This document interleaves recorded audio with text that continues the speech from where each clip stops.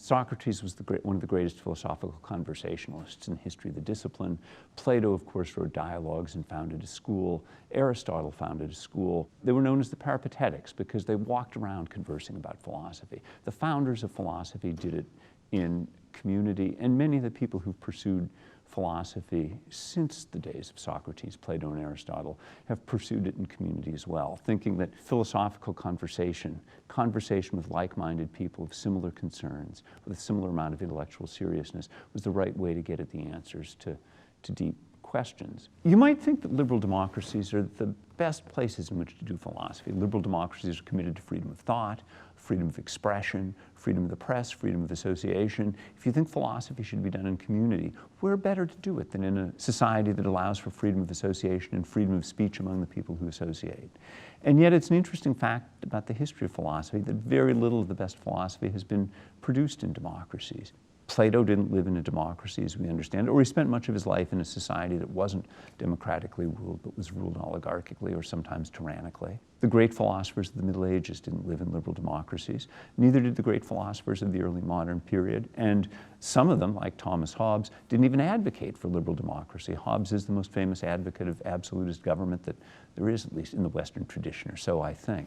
It's interesting that though you would think democracies would be conducive to the production of philosophy, historically they've not been. And I think democracy and philosophy have rather a fraught relationship. There are some liberal democracies in the present day in which philosophers play an important role in public intellectual life. Jürgen Habermas, great German philosopher, has an important role in contemporary culture of Germany. In the United States, it's not so. For a variety of reasons, too complicated to go into here, the leading public intellectuals in the United States tend to be historians, economists. Philosophers are not to be seen among them.